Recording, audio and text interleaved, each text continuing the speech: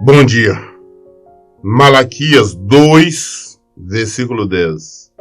Livro de Malaquias, capítulo 2, versículo 10. Ora, não temos todos nós o mesmo Pai? Não fomos todos criados pelo mesmo Deus?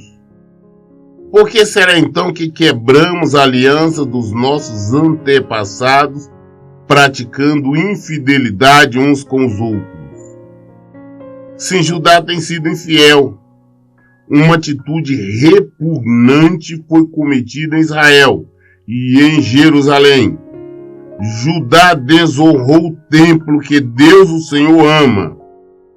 Homens casaram-se com mulheres que cultuam Deus estrangeiros.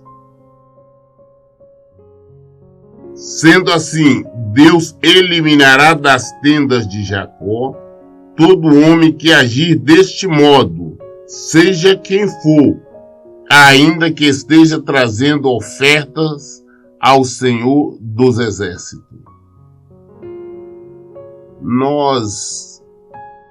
Naquela época, Deus tinha proibido o povo de casar, dar-se em casamento com pessoas que não professavam a mesma fé.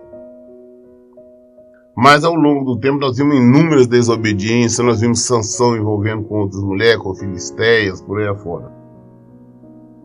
Nós vimos quando o povo se envolvia com as amonitas, com os moabitas, com várias nações estrangeiras. Salomão se perdeu. No final, exatamente por isso, por ele se envolver com outras crenças, mulheres que adoravam outros deuses. Por isso, Salomão se perdeu. Na mesma linha, Paulo nos fala que nós não podemos relacionar com pessoas de outra fé porque é julgo desigual. Eu vejo muitas mulheres, principalmente, arrumam namorado, noivo fora da igreja, que não é cristão, às vezes que é católico, que é espírita, ou que não tem religião, qualquer coisa, e casam com ele, não vou me relacionar porque depois eu ganho ele para Cristo.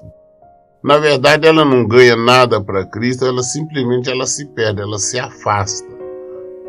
Quando existe a desobediência, não adianta tentar mudar. Afinal, casa e além dela não conseguir fazer com que o marido se converta, ela acaba também se extraviando. A bem da verdade, nós devemos nos relacionar com as pessoas que têm a mesma fé. Não adianta um cristão que se diz cristão legítimo, mas está relacionando com pessoas que adoram imagem, adoram outros ídolos e uma série de coisas.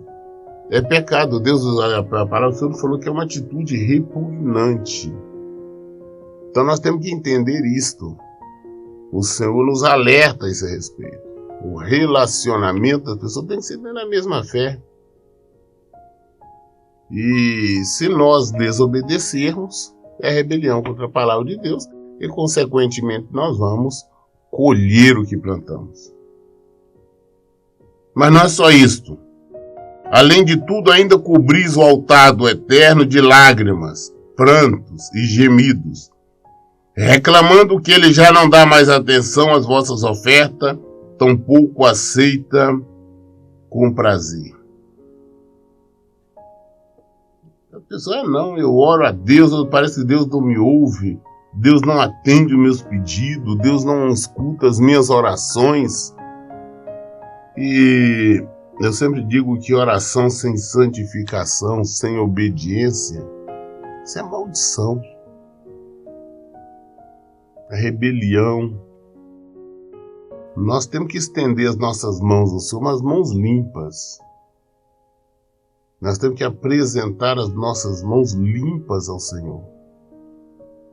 Aí sim, não podemos, em hipótese alguma, estar clamando a Deus, pedindo Ele por isso e por aquilo, se nós estamos no pecado, no erro. Se nós estamos em desobediência, vamos ficar orando. Como nós lemos lá em Isaías 59, ele fala não, que a mão dele não está encolhida, que eu não posso atender, mas os nossos pecados é que fazem separação. Se nós estivermos vivendo em obediência, em concordância com ele, de acordo com a palavra dele, ele vai atender e vai ouvir nossas orações. Mesmo assim, insiste em questionar por quê? Ora, porque Deus tem sido testemunha entre ti e a esposa que tem desde a juventude, para com a qual foste infiel, não cumprido a tua promessa de lealdade, embora ela fosse tua companheira e a mulher da tua aliança matrimonial. Adultério. Ah, não, tá na igreja, tá orando, por quê? Existe infidelidade. Marido traindo esposa, esposa traindo marido. Ah, não, ninguém tá vendo, mas Deus tá vendo. Aí eu clamo, eu estou passando por essa, por aquela luta. Deus não está vendo, não está vendo, Ele está vendo tudo. Só que maior do que o seu sofrimento é a desobediência a Deus. Ele não tolera, ele não aceita, ele não permite, ele não concorda. Temos que abrir os nossos olhos sobre isso. Ah, tem muitos aí que, não, eu não traio marido, mas vive no vício da pornografia. Depois, então, que existe esse tal de WhatsApp, porque existe de homens nesse vício da pornografia, vendo vídeos indevidos, vendo que não deveria ver. Mulheres também. Mulheres se comunicando com outros homens. Sendo casado, casada. Adultério, depois fala que é crente, que é cristão. Os maridos com senha no celular, as mulheres com senha, o marido não pode ver porque tem coisa errada. Em casa é pela televisão, é pelo computador. Ou pessoalmente. Traição, adultério. Buscando maldição. É maldição que estão buscando sobre a vida de vocês.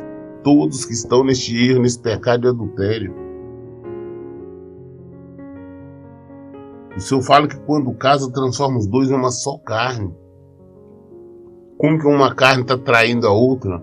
Como que um braço vai trair o outro, uma perna trai a outra? Como uma parte do meu corpo vai trair a outra? Mas nós fazemos isso. Hoje é normal, uma rotina, o adultério, a traição. Depois é o adultério continuado, que a pessoa se divorciar e casar novamente. Isso é adultério continuado.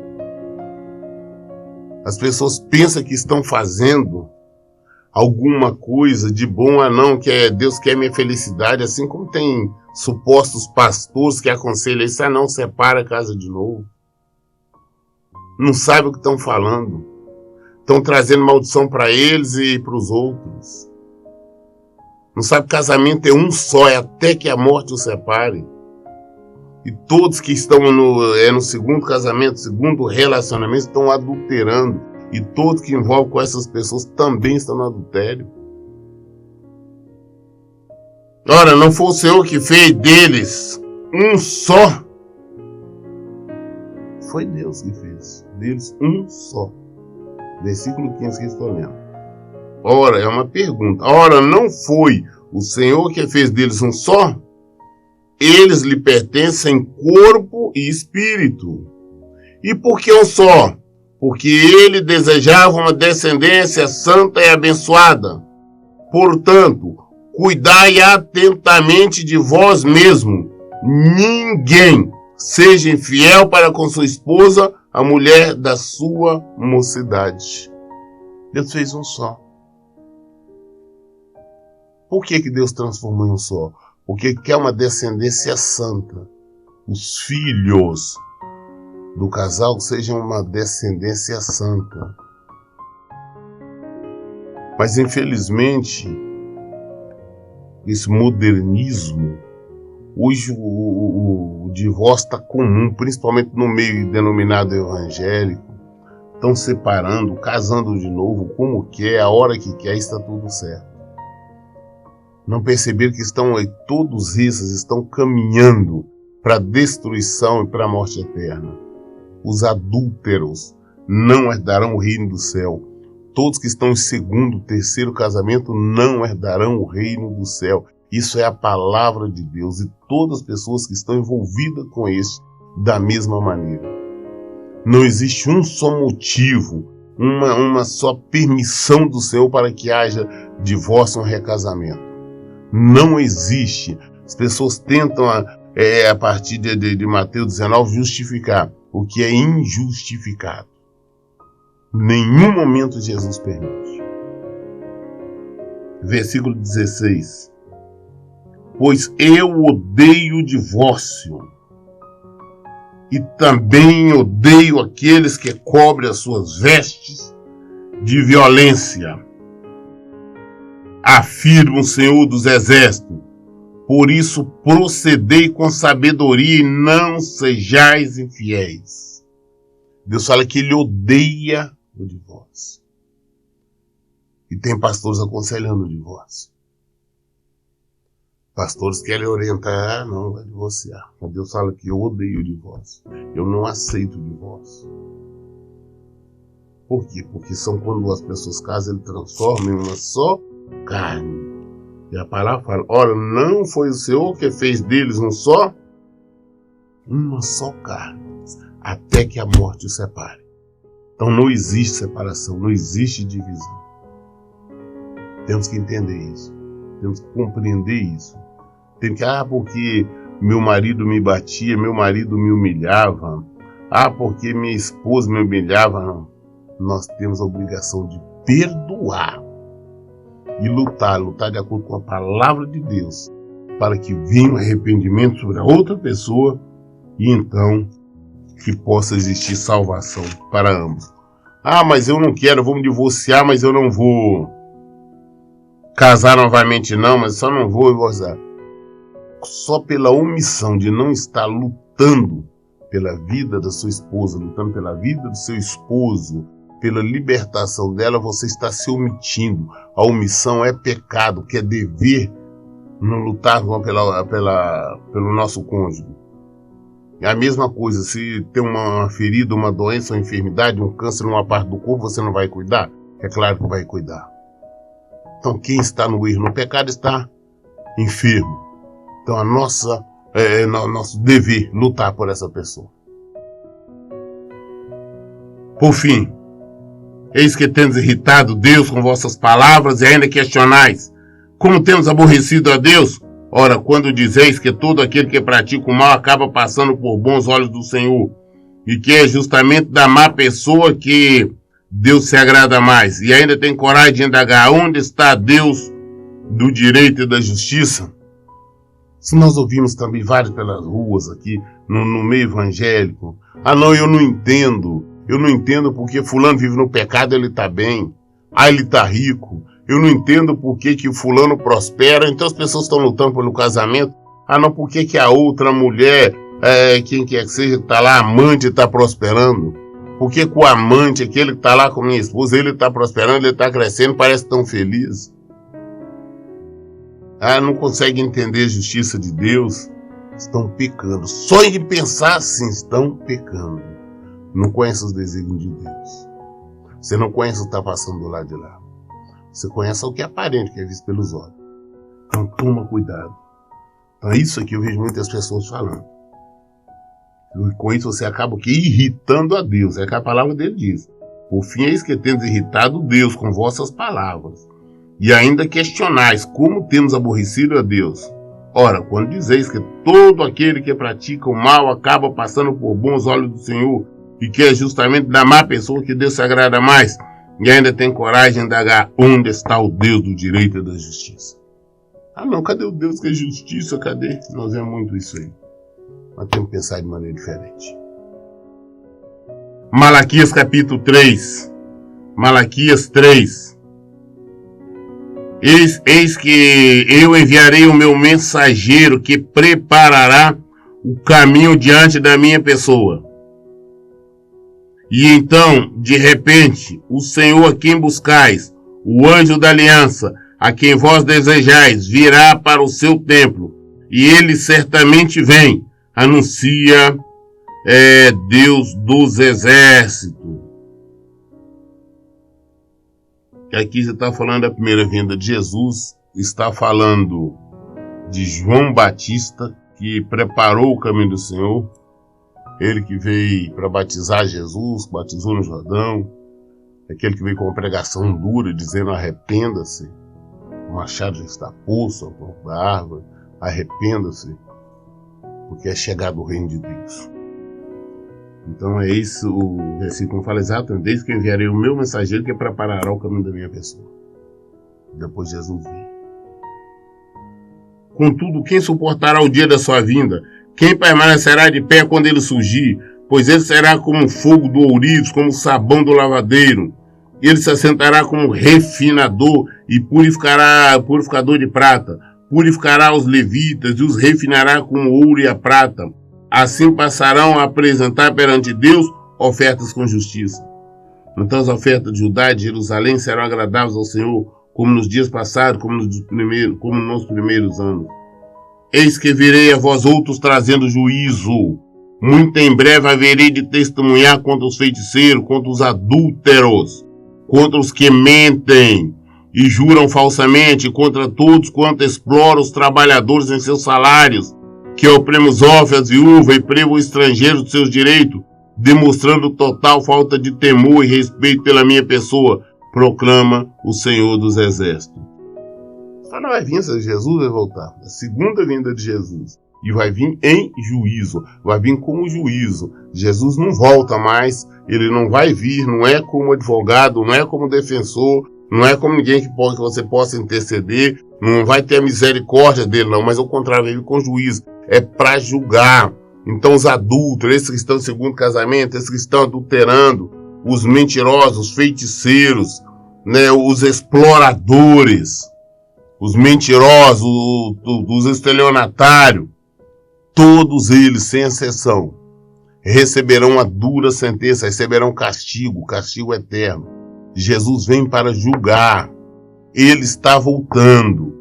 Eu já tenho cansado de dizer, o dia do Senhor não é dia de alegria, não, mas ao contrário, é dia de tristeza, dia de dor. Ele está voltando. Versículo 6. Em verdade, eu, Deus, o Senhor, não mudo.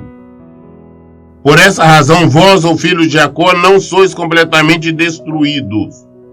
Claro, eu não mudo. Por isso vocês não são destruídos. Porque Deus um dia prometeu salvar. Ele prometeu amar. Então ele envia o castigo, ele pune. Para que a pessoa tenha a chance de se arrepender, tenha a chance de se converter e serem salvos. Que é a palavra dele. Desde a época dos vossos antepassados, vós desviaste das minhas leis e não as obedeceste. Agora, pois, voltais para mim e eu me tornarei para vós outros, afirma o Senhor dos Exércitos. Todavia me indagais, mas de que devemos nos arrepender? Pode um ser humano roubar algo de Deus? No entanto, estáis me roubando. E ainda ousam questionar como é que te roubamos? Ora, nos dízimos e nas ofertas. Deus fala, olha, vocês acham que pode me desobedecer, fazer o que vocês querem e não ser punido? Eu vejo pessoas que se dizem crente, mas são adoradores do dinheiro. Sim, adoradores porque eu conheço muitas que não devolvem o dízimo. Dízimo é mandamento, é obediência. Existe destruição na casa delas, existe problema na família. O dinheiro nunca não dão, por quê? Porque estão debaixo de maldição. Nós vamos ver mais à frente se eu falar sobre isso. As pessoas não têm coragem de ofertar. O seu pé para ofertar. Não, pastor, tem que estar pedindo oferta de maneira nenhuma. Mas nós, como cristãos, temos que saber que na hora de chegar lá, temos que mudar a nossa oferta. Diz, nós temos que devolver 10%, é mandamento. Ah, não, é para a igreja é rica, é pobre, não precisa, não. Nós temos que obedecer. Assim que eu disse para nós não mentir, não adulterar, não roubar, também não podemos roubar. 10% de tudo aquilo que vem à nossa mão pertence ao Senhor. Quando nós devolvemos 10%, Ele abençoa os outros 90%. Dízimo é mandamento. E as pessoas teimam. Ah, não, mas esse mês eu tô apertado, eu tenho que pagar isso, pagar. Se eu for devolver o dízimo, não vai dar para pagar as contas. Você está desobedecendo e com 100% você não vai conseguir pagar as contas. E se você devolver o dízimo com 90% você consegue. Então quando não devolve, Deus chama de ladrão. Ele está dizendo, olha, pode um ser humano roubar algo de Deus? Porque os 10% é dele, né? Nós não estamos dando. A oferta é outra coisa. Deus toca no nosso coração, eu quero ofertar hoje 10, 15, 20, 50, 100 reais, R$1. É uma oferta, eu quero dar, mas 10% é 10% de tudo aquilo que vem às nossas mãos. E diz assim, olha, pode o ser humano roubar a Deus? No entanto, estais me roubando. E ainda ousam questionar como é que te roubamos? Olha, nos diz nas ofertas. Depois de você estar questionando como é que nós estamos roubando a Deus, estão roubando sim. Nos diz na oferta, todos que não devolvem o dízimo são ladrões. São ladrões, estão roubando ao Senhor. Vocês não estão roubando a igreja, não estão roubando o ministério, não estão roubando nada, estão roubando ao Senhor. E mais, dízimo você devolve, é no templo. Você não der, não, eu prefiro com dízimo fazer uma doação, uma caridade. Não, você faz caridade com o que é seu, você faz caridade com o dinheiro que é seu. Você quer ajudar alguém, ajuda com o que é seu. O do Senhor, os 10% devolve se é para ele. É isso que as pessoas têm que entender.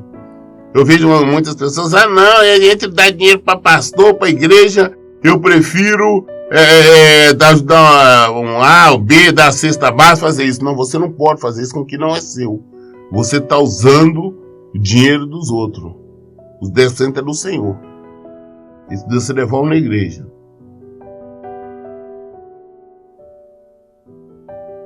Estais debaixo de grande maldição, porquanto me roubais, a nação toda está me roubando.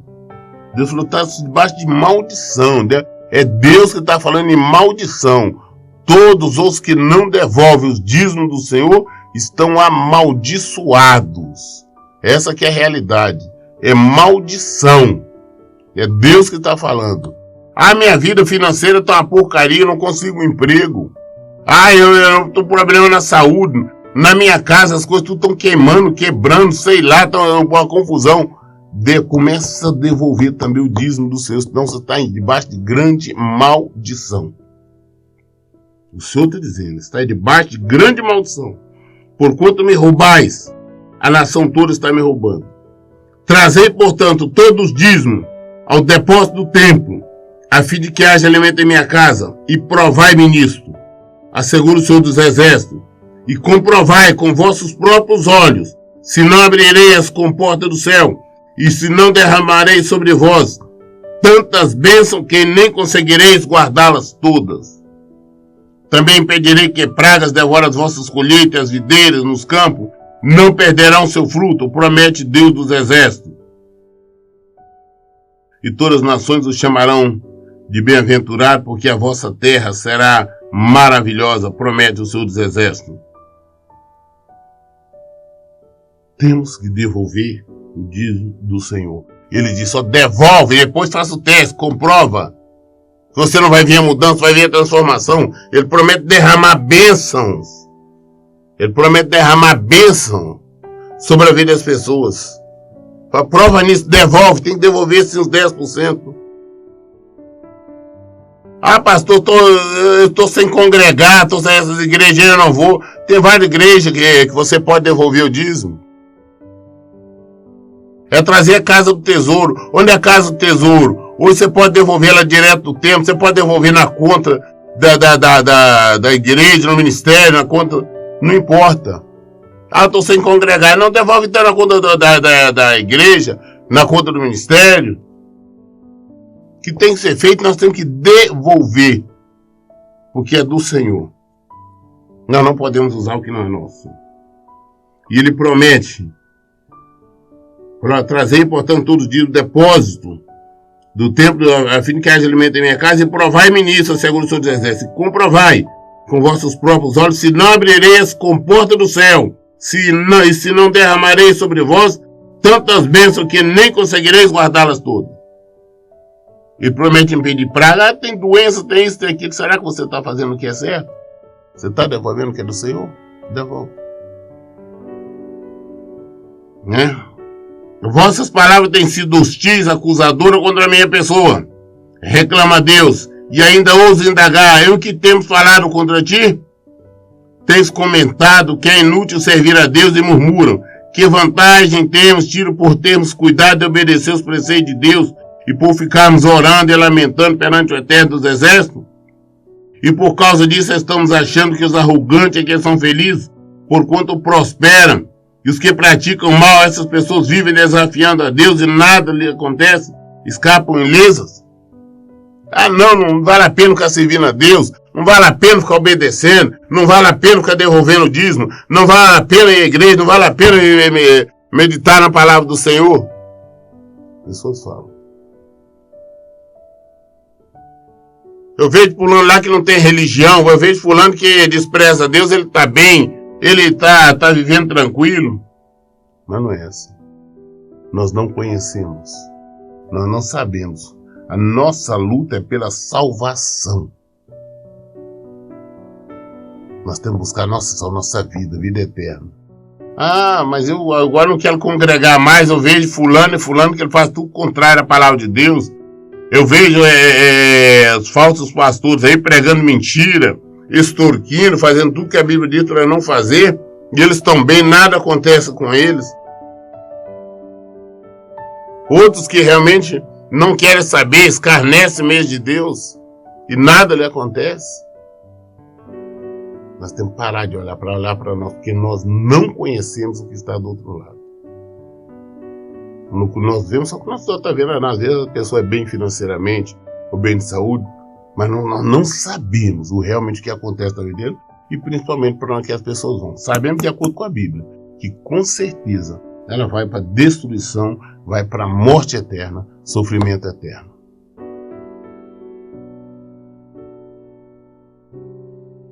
Por causa disso, estamos achando que os arrogantes é que são felizes, porquanto prosperos que praticam mal. Essas pessoas vivem desafiando a Deus e nada lhe acontece, escapam ilesas.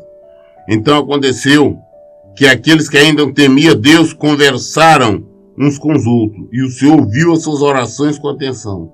E diante de Deus foram escritos num livro todos os nomes dos que o amavam reverentemente a Deus, como memorial acerca dos que temiam e honravam a Deus. Portanto, eis que naquele dia que prepararei, quando eu agir, declara o Senhor dos Exércitos, eles serão meu tesouro particular, e eu terei compaixão deles como um pai tem compaixão do filho que lhe obedece. Então verei outra vez a enorme diferença entre o justo e o maldoso, entre os que servem a Deus e os que não servem. Nós vamos ver essa diferença. Grande, se eu voltar. Aí nós vemos pessoas que no dia da batalha, por mais que nós achamos que ele é rico, que é poderoso, é isso que de repente tudo desaba. Aí nós estamos buscando o Senhor, estamos na presença dele, estamos lutando, continuamos ali com o nosso passo curto, continuamos a nossa peregrinação e passamos. É como está ali no Salmo 91. 1000 cairão do seu lado, e 10.000 à sua direita e 1.000 ao seu lado, mas você não será atingido. Você somente vai olhar com seus olhos. Você vai ver a destruição dos ímpios. Você vai ver o mal acontecer na vida deles. Você vai ver tudo lá. Mas em você não vai acontecer. Porque fez o quê? Você está habitando no esconderijo do Altíssimo, habitando na palavra, habitando no Evangelho, praticando a verdade. Quando nós estamos praticando a palavra de Deus, nós somos obedientes. Ele promete. Ele diz, portanto, naquele dia prepararei quando eu agir, declara o Senhor dos Exércitos. Eles serão meu tesouro particular. Nós seremos o tesouro particular do Senhor. Eu terei compaixão deles como um pai tem compaixão do filho que lhe obedece. E como um pai tem compaixão do seu filho ali, aquele é o filho obediente, Deus também tem de nós. Então nós vamos ver. Então eu verei outra vez a enorme diferença entre o justo e o maldoso. Entre os que servem a Deus e os que não servem. Aí veremos a diferença. Você serve, Aqui não serve. Malaquias capítulo 4. Pois com toda certeza vem um dia em fogo ardente, mais uma fornalha. Todos arrogantes, todos maldosos queimarão como palha seca na fogueira. E aquele grande dia vem se aproximando depressa. Não sobrará raiz nem ramo algum, assevera o Senhor dos Exércitos. Todavia, para vós, todos quanto amam reverentemente o meu nome, nascerá o sol da justiça, trazendo cura em suas asas. E vós havereis de sair saltando de alegria, como bezerros soltos no curral. Pisareis os maus, porque serão como pó debaixo da planta dos vossos pés. Naquele dia que preparei, garante o Senhor dos Exércitos. Jesus está voltando. O grande dia do Senhor está próximo. E nesse dia nós vamos ver a diferença. Lembrai-vos, portanto, da lei de Moisés, meu servo, dos decretos, das leis que lhe ordenei em Horebe, deserto para todo Israel. Prevalece. Eis que eu mesmo vos enviarei o profeta Elias, antes que venha o grande dia, assustador dia.